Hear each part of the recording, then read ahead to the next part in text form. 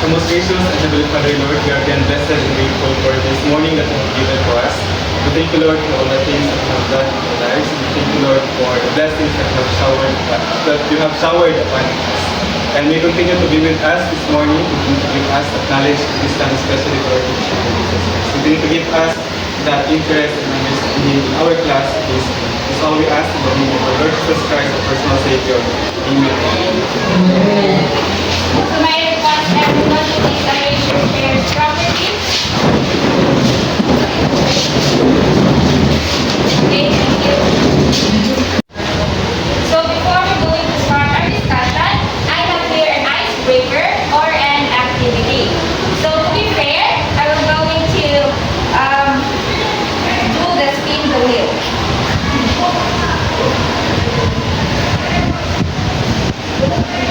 So are you ready, guys? So the first person who is going to answer, and if he or she forgot the correct answer, he will receive a prize.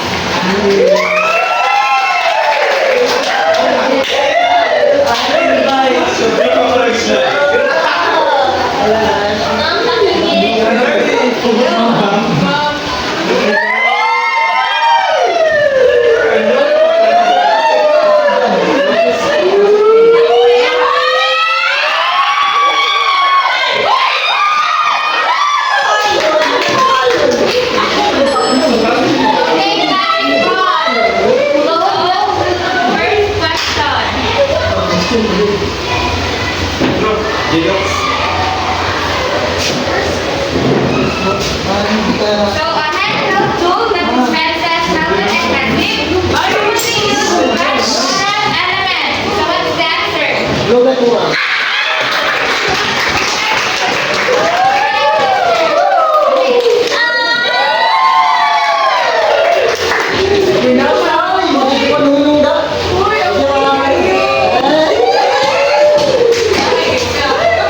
Okay, next, second question.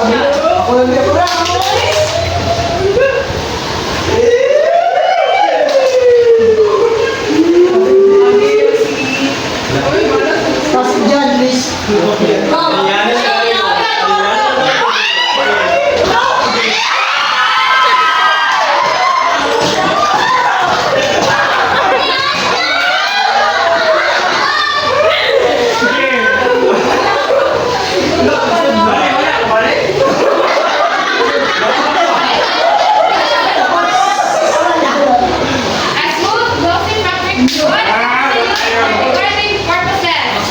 Ribbons, blikad siya or ribbon satin or satin ribbon? Satin ribbon. Okay.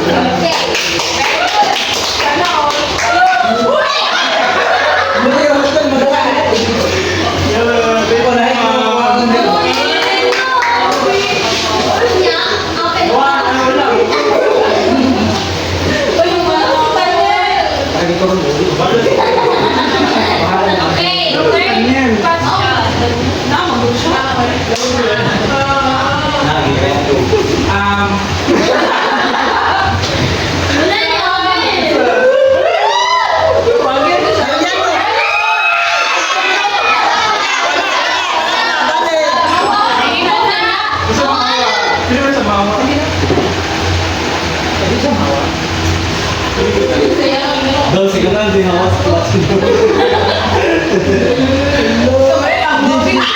Okay, third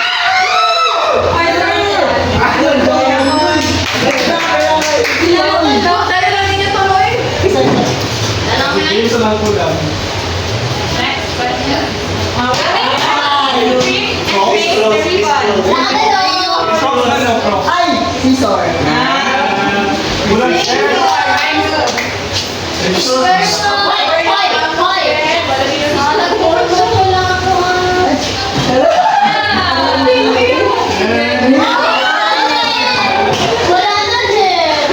Bantay lang ka.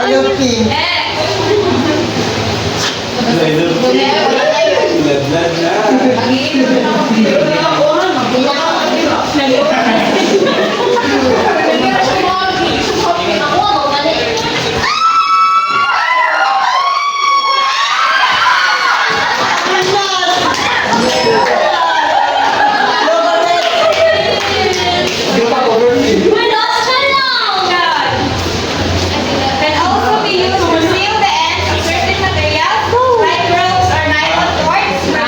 cutting and using them together. Lighter. Mali. Lighter is correct. Ayaw na, your phone.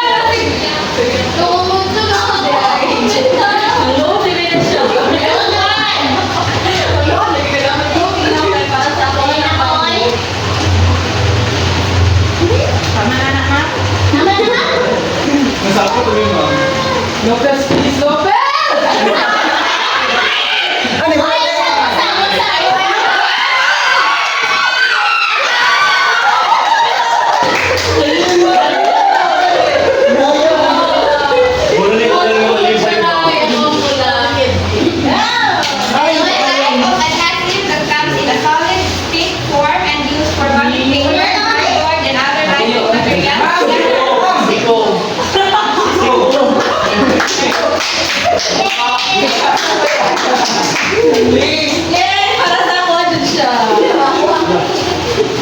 So now what do you think is our topic for today? What do you think is our topic for today?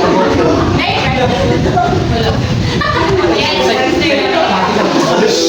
I think our topic for this afternoon is all about handicraft. Yes, very good. Wala, wait. So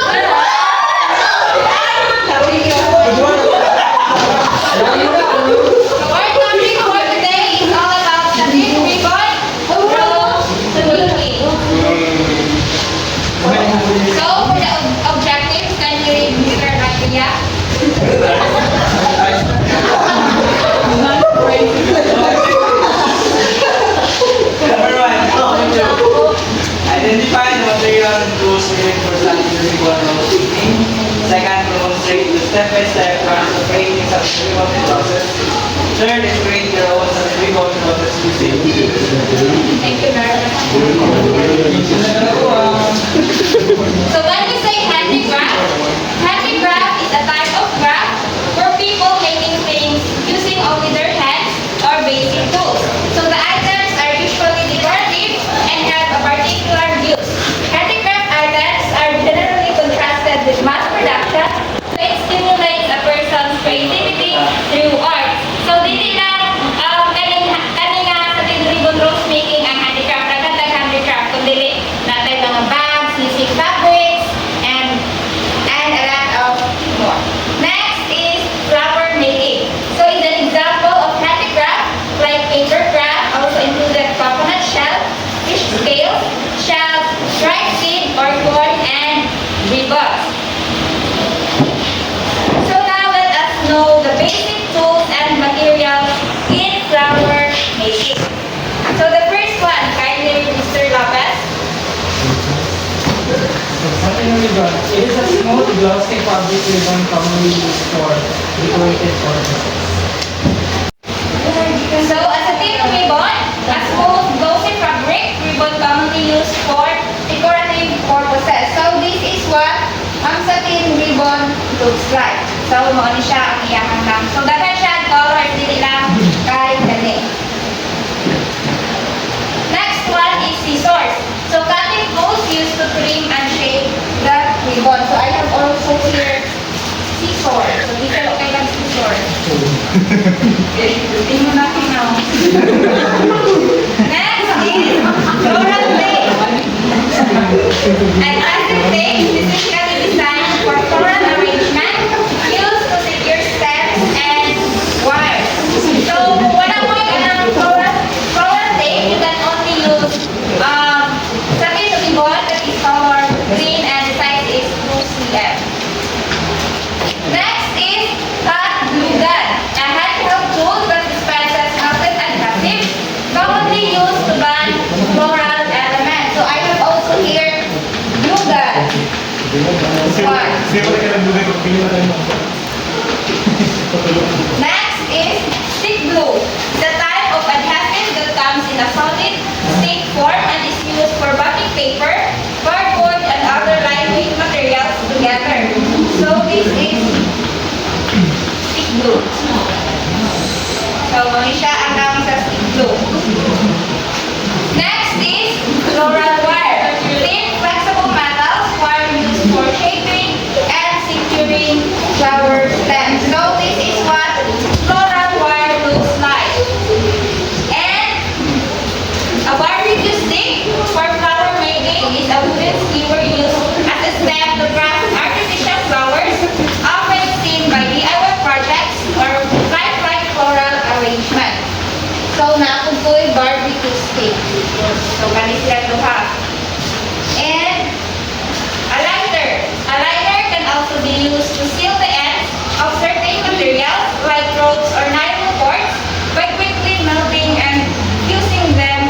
together.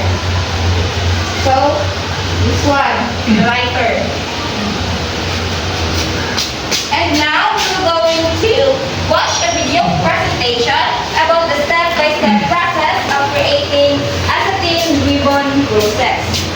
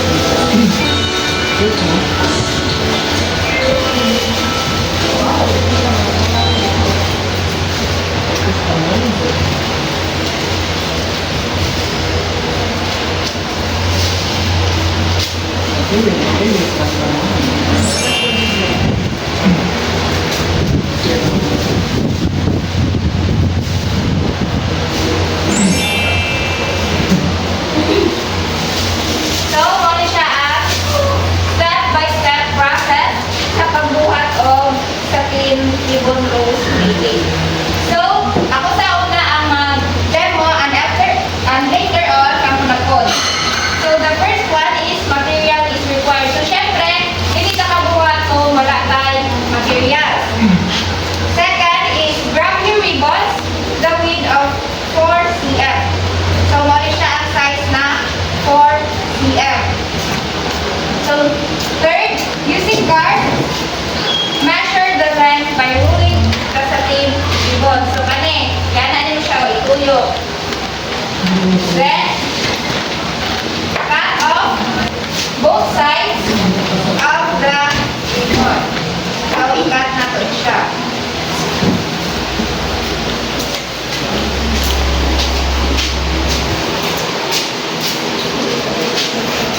And next, we need 18 ribbon strips for the petals. So, 18 kabuok ingani ang atong buhaton na petals para makabuhat ta og flower.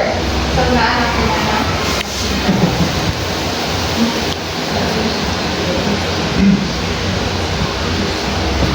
So, the first one is fold the edges of the ribbon, make a triangle, then fold it again. So, ingani siya. I-fold mo, and then fold na po siya sa lid. So, pwede ka magamit o glue gun, pero ako mas prefer ko lighter kay mas dalihan siya. Then, i-clean mo siya.